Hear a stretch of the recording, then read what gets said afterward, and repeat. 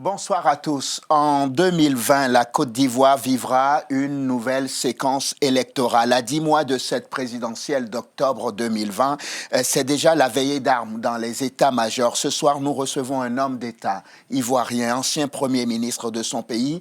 Son avenir politique immédiat ou futur pourrait se jouer avant ou après cette présidentielle de 2020. Pascal Affi-N'Guessan, bonsoir. Bonsoir. Merci d'avoir accepté notre invitation. Est-ce que vous êtes toujours le président du FPI? Oui, parce qu'un président, c'est d'abord une réalité politique. Oui. Politiquement, nous sommes sur le terrain.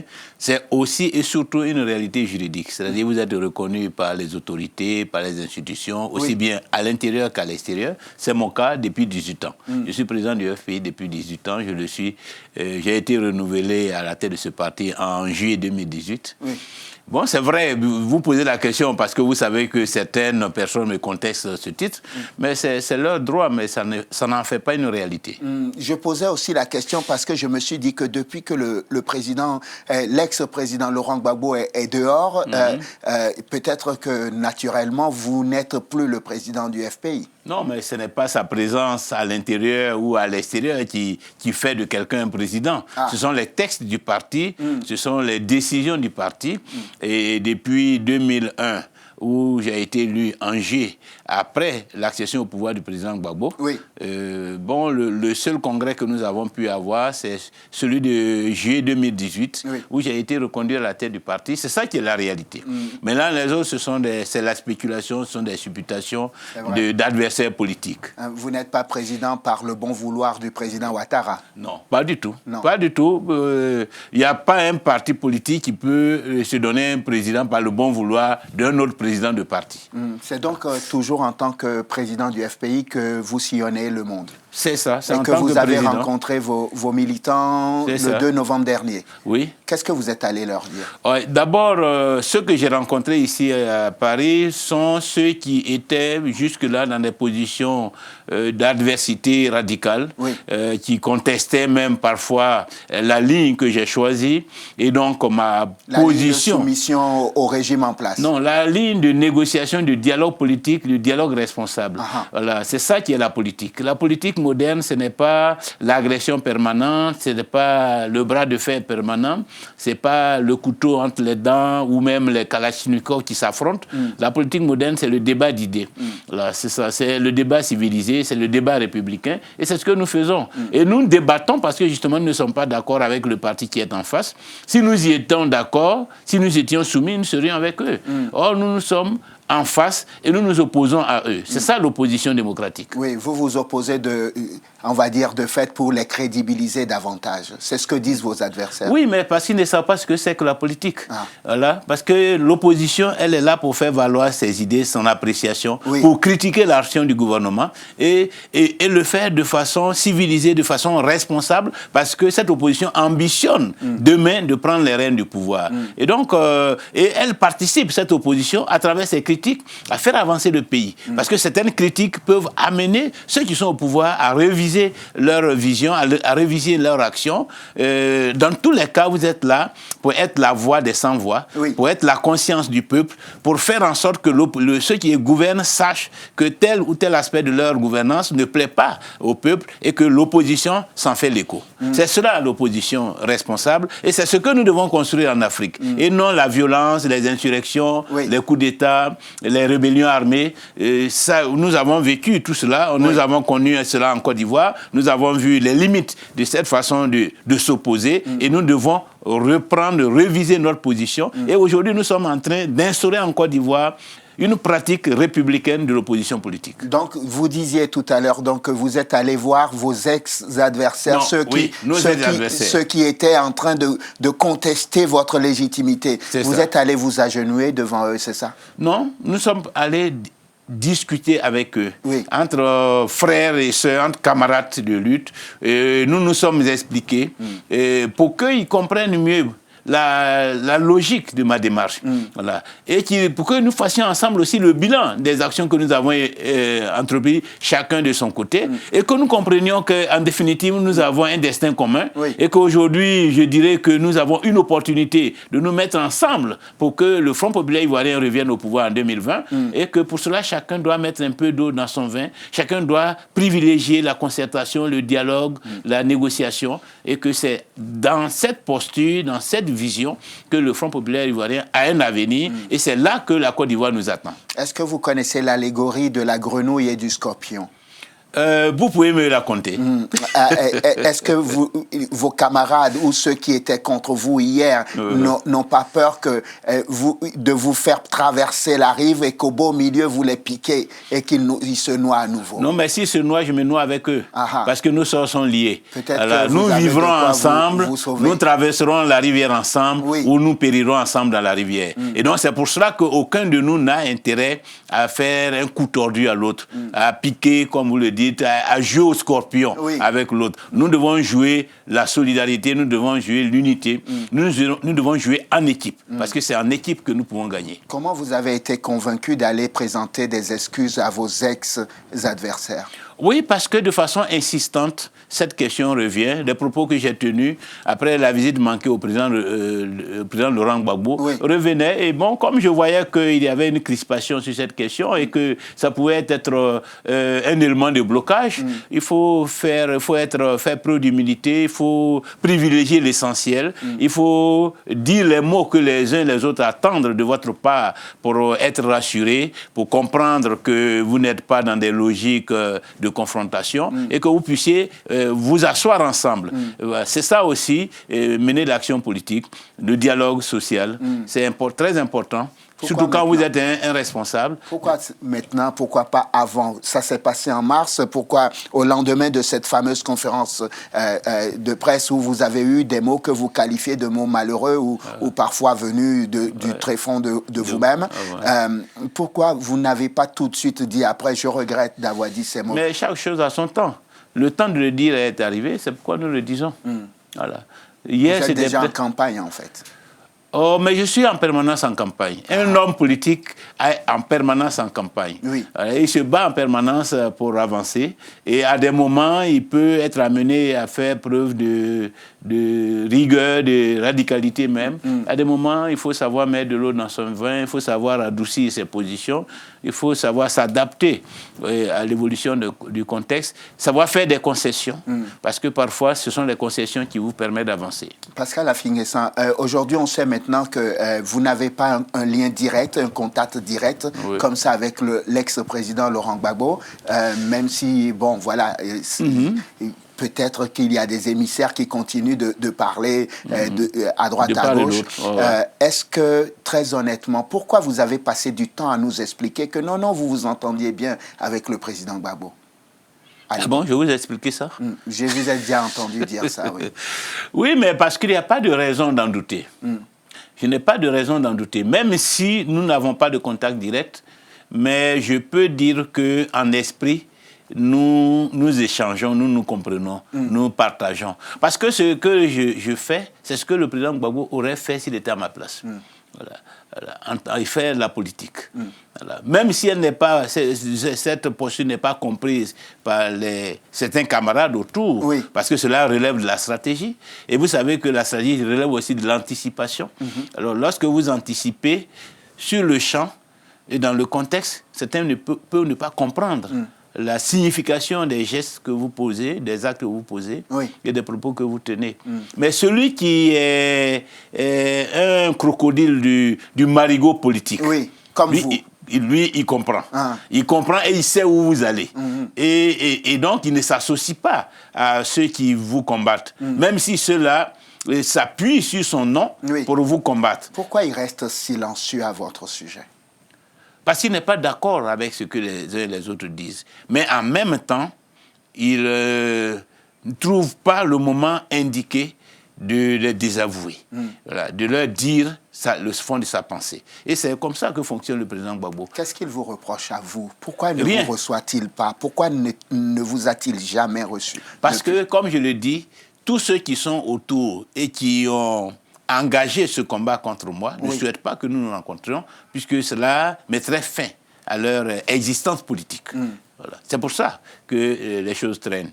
Mais c'est aussi pour le président Gbagbo une façon de voir comment je me débrouille en situation de conflictualité. Comment je gère une adversité. Parce que si j'ambitionne de diriger la Côte d'Ivoire demain, il faut que je prouve à l'intérieur de mon parti j'ai une capacité à encaisser et que j'ai une intelligence à résoudre les problèmes. Et c'est pour ça que le président Gbagbo, je peux dire, me laisse me débrouiller face à cette adversité pour voir si véritablement je suis celui qu'il connaît et qui peut un jour ambitionner de diriger la Côte d'Ivoire. Vous seriez plus légitime que Mme Simone Gbagbo? Légitime... Dans la tête ou dans le cœur du président Gbagbo? Ben ça, c'est au président Gbagbo qu'il faudrait poser la question. Mais il faut dire que Mme Simone Gbagbo dispose d'un atout que moi, je n'ai pas. C'est qu'elle est l'épouse du président Gbagbo. Et ça vous disqualifie du coup, non? Pas du tout, puisque nous sommes quand même sur le terrain politique. Et même si les sentiments interviennent, ils ne sont pas prédominants. C'est la capacité politique à gérer les affaires, à gérer le pays demain. Voilà, c'est ça qui constitue le paramètre le plus important. Même si l'affectivité peut intervenir, mais c'est d'abord la raison, l'objectivité politique. Et je pense que sur ce terrain, j'ai des atouts indéniables. Je vais rajouter au nom de Mme Simone Gbagbo, le président Ouattara, Guillaume Soro, l'ex-président Bédié, de toutes les personnes que je viens de citer, qui est votre principal adversaire? Je ne saurais véritablement le dire parce que moi, ce que je fais, ce qui me préoccupe, étant donné que je ne peux pas maîtriser l'origine et la qualité des adversités, ce que je privilégie, c'est les réponses aux préoccupations de mes compatriotes.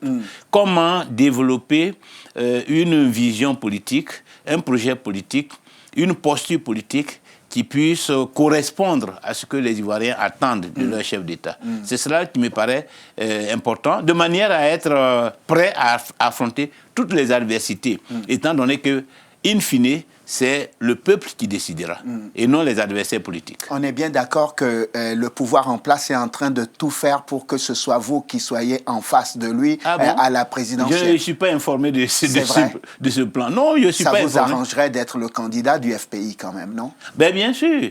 Bien sûr que je souhaite ardemment être le candidat du FPI, mais pas contre les autres camarades du parti, avec leur concours, avec leur accord et avec leur soutien. Parce que c'est de cette façon que nous pourrons gagner. Pas être candidat pour être candidat, mais pour être candidat de tout le parti pour pouvoir gagner pour le parti. Vous savez que Mme Gbagbo a dit, quand elle s'est rendue à la levée de deuil il y a quelques jours, qu'ils sont en train de reconstruire un nouveau parti, un autre FPI différent de celui que vous êtes en train de fabriquer. Je ne suis pas informé de ça.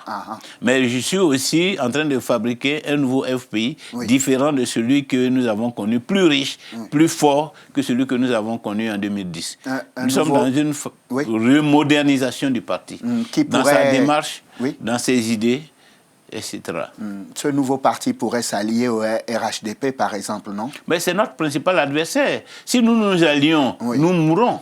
Voilà. Si nous voulons exister, nous sommes obligés de combattre le RHDP et de prendre sa place. Donc notre objectif, ce n'est pas de nous fondre dans un parti, de disparaître. Notre objectif, c'est d'émerger, de prendre la direction. Et cela passe par la victoire sur le RHDP.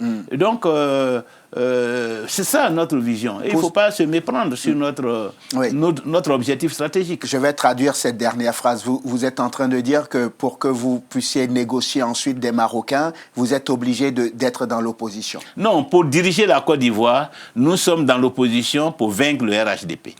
Voilà. Pour diriger la Côte d'Ivoire. Comment pourrez-vous vaincre un parti aussi puissant que par les élections. Un parti qui est complètement lambeau, le RHDP. M. Soro Guillaume est parti, M. Konan Bédié est parti. Donc c'est un parti qui est réduit à sa plus simple expression. Même si on nous fait miroiter des allégeances de part et d'autre, mais à la limite c'est une coquille vide. Ah oui? Voilà, oui, c'est une coquille vide, physiquement vide, je dirais spirituellement, vide politiquement.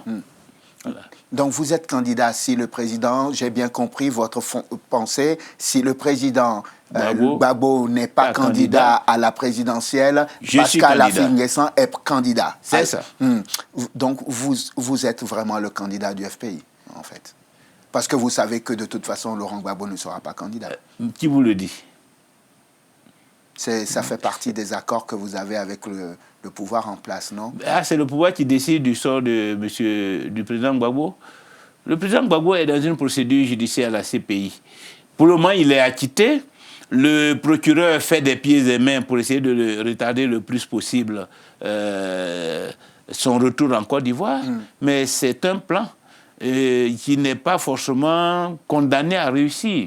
Voilà. De la même façon que le président Gbagbo a été acquitté contre la volonté du procureur, le président Gbagbo peut sortir de prison contre la volonté à la fois du procureur et des autorités ivoiriennes. Donc, ce n'est pas une fatalité que le président Gbagbo reste en prison ou en dehors de la Côte d'Ivoire. Ça vous arrangerait, vous, non? Pas du tout. Dans la mesure où son retour va renforcer le Front populaire ivoirien et, je dirais même, garantir notre victoire en 2020. Voilà. Donc, c'est dans notre intérêt que le président Gbagbo revienne, parce que ce que nous voulons d'abord, c'est la victoire du FPI. Pas la victoire d'un individu, pas la réalisation des ambitions d'un individu, la victoire d'une équipe, d'une formation politique qui s'est battue depuis 90 en particulier, depuis la proclamation, pour la démocratie, pour les libertés en Côte d'Ivoire et pour lutter contre la pauvreté dans le pays. Donc ce combat-là, nous y sommes toujours. Avec le président Gbagbo ou sans le président Gbagbo, nous sommes dans le combat et nous sommes ensemble dans le combat. Ça veut dire donc que si vous êtes candidat en cas 2 ou si c'est le président, les conditions sont donc réunies pour des élections libres et transparentes. Les conditions, il faut les créer.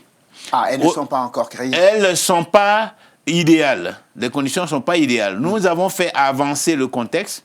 Nous avons une nouvelle CEI sans M. Youssou Bakayoko. Nous avons une nouvelle CEI avec de nouvelles personnalités, surtout issues de la société civile. Mais on aurait pu faire mieux. Parce que notre objectif, c'était d'avoir une CEI équilibrée avec, au plan numérique, 5 représentants de chaque entité. Le parti au pouvoir, l'opposition et la société civile. Ce n'est pas totalement ça que nous avons. Vous savez que c'est votre faute, ça, vous? Non, pas du tout. C'est ce que dit le PDCI.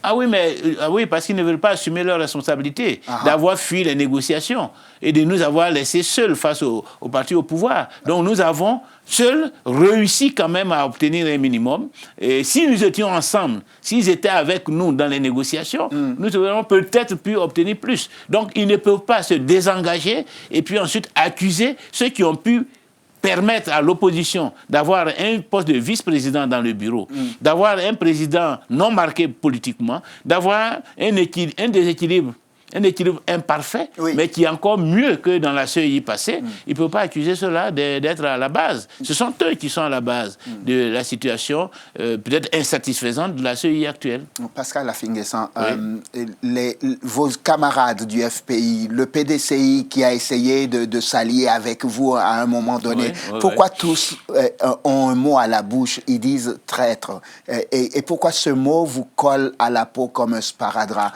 Vous savez, ce mot-là a été employé dans l'histoire pour tous ceux qui ont eu une avance sur les autres en matière de vision. Oui. Que ce soit la vision religieuse, vision politique. Ils ont tous connu cela. Même le président Gbagbo a connu cela en 90, quand il s'est engagé dans la voie de la démocratie, la voie des élections. Ses camarades qui étaient plus dans des logiques marxistes-léninistes, donc de parti unique, l'ont accusé aussi de traître. Voilà. Donc, quand on ne comprend pas, c'est le mot qui revient. Et c'est un mot dépassé, c'est un mot ancien, c'est un mot qui est surtout utilisé par les gens anciens. Parce qu'aujourd'hui, dans le monde actuel, chacun choisit la voie qu'il veut, voilà, de façon responsable. Voilà. Et c'est ce que nous avons fait. Chacun croit en des convictions. Et le fait d'avoir des convictions n'est pas une façon de trahir qui que ce soit. Voilà. Eux aussi ont leurs convictions. Moi, je ne les traite pas de traîtres. Oui. Parce que je ne suis pas d'accord avec la manière dont ils voient les choses. Parce que je ne suis pas d'accord avec cette posture de repli sur soi, et cette posture réactionnaire où on veut que les choses restent comme elles étaient dans le passé. Oui. Alors que le passé a montré ses limites, où on refuse de regarder la réalité en face. On refuse d'avancer, on refuse de s'adapter, on refuse d'innover. Mais si on n'innove pas, on n'avance pas, on disparaît. Et donc, celui qui innove, on lui dit, ah, c'est un traître. Ben, vous savez, c'est comme le sorcier qui traite de traître le prêtre qui arrive dans le village. Donc, Pascal Finguessens, l'homme nouveau est arrivé. Oh, bon, je préfère vous laisser la paternité de cette expression. Oui, vous ne voulez pas l'assumer. L'Ivoirien nouveau. Oh, ça vous irait bien, tel que vous voyez le monde aujourd'hui vis-à-vis du RHDP et tout le reste. Je n'aime pas beaucoup ce terme ivoirien nouveau. Je préfère parler d'une révolution culturelle que nous devons opérer dans notre pays pour construire la démocratie, pour nous projeter dans la modernité. On arrive presque au terme de notre entretien. Je me demandais si la puissance du RHDP, le parti au pouvoir aujourd'hui, ne pouvait pas lui permettre de gagner les élections dès le premier tour. C'est une apparence. Vous savez, quand on est au pouvoir, oui, les apparences du pouvoir parfois grisent et font croire à ceux qui y sont que tout le monde est à leurs pieds. C'est une apparence. Les élections, c'est une autre réalité. C'est à ce niveau-là que tout le monde se retrouve sur le même pied d'égalité et que le peuple est amené à juger la gestion des uns et le projet des autres. Et vous allez voir, le RHDP ne reprend pas grand-chose en Côte d'Ivoire parce que le RHDP n'a pas réussi à charmer tous ceux qui étaient opposés à lui en 2010. Ça, c'est d'abord une première réalité. C'est qu'ils n'ont pas progressé dans l'électorat de l'opposition, enfin, de ce qui est l'opposition aujourd'hui, mais qui était la majorité présidentielle hier. Ça, c'est la première chose. Deuxièmement, dans leur propre camp, il y a eu fracture. À telle enseigne que M. Soro Guillaume a une partie de l'électorat du RHDP, M. Bédié est parti avec l'essentiel aussi des électeurs du PDCI qui étaient dans le RHDP. Ce qui fait qu'aujourd'hui, ils ont même intérêt à se battre pour être au deuxième tour, parce que ce n'est pas encore acquis. Ah oui? Ah oui. S'ils ne font pas attention, ils peuvent être éliminés au premier tour. Comme on l'a vu au Congo-Kinshasa. Voilà. Mais s'il gagnait au premier tour? Il ne peut pas gagner au premier tour. C'est vrai? Non, pas du tout. C'est pratiquement impossible. C'est mathématiquement impossible. C'est politiquement impossible. Est-ce que définitivement, le pont est coupé entre le président Gbagbo et vous? Mais le pont existe toujours. Il n'a pas été emprunté depuis plusieurs années, mais vous allez voir que dans les semaines, mois à venir, ça va rouler sur le pont. Voilà, parce que nous sommes arrivés à un moment où, effectivement, nous devons, je dirais, développer, déployer une nouvelle stratégie. Oui. Il y a eu le moment donc, de ce que nous commençons. Maintenant s'ouvre un autre moment. Voilà. Et ce moment-là, c'est le moment du rassemblement. Parce qu'il y a une échéance capitale en 2020. Et cette échéance concerne aussi le président Gbagbo. Oui. Parce qu'il a un rôle à jouer pour l'avenir de la Côte d'Ivoire. Et il ne peut jouer ce rôle-là qu'avec un parti rassemblé et dans une opposition unie.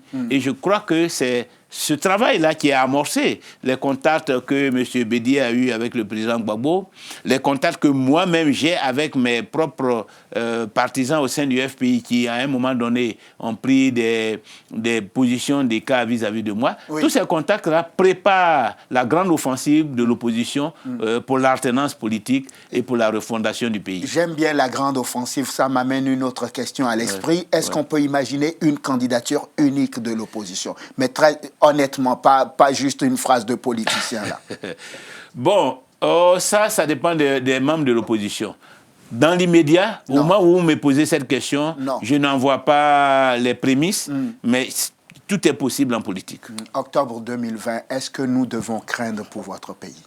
Je ne peux pas vous inviter à craindre, mais plutôt vous inviter à être optimiste, parce qu'il nous appartient, hommes politiques, de tout mettre en œuvre pour que la Côte d'Ivoire ne connaisse pas à nouveau ce qu'elle a vécu en 2010-2011. Et ça, tous les hommes politiques en sont conscients, et ça, aucun Ivoirien ne le souhaite. Et donc, nous ferons en sorte que les élections à venir se passent dans la paix, dans la stabilité. Et que tous les écueils soient levés, tous les obstacles soient levés, de manière à ce que tout le monde soit rassuré et mis en confiance pour participer à ces élections. Pascal Affi-N'Guessan, merci. C'est moi qui vous remercie. Ex-premier ministre de Côte d'Ivoire, chef de file de l'opposition ivoirienne. Vous êtes aussi président du FPI, vous m'avez dit, il n'y a aucun débat là-dessus. Il n'y a aucun débat là-dessus. Futur candidat au cas où. Je dis bien ça? C'est ça. Merci infiniment d'être venu dans l'entretien du jour. C'est moi qui vous remercie. Merci à vous de nous avoir suivis. Je vous souhaite de passer une excellente suite de programmes, évidemment sur Télé Sud. On se retrouve demain pour un nouveau numéro de l'entretien du jour. D'ici là, portez-vous bien. À demain.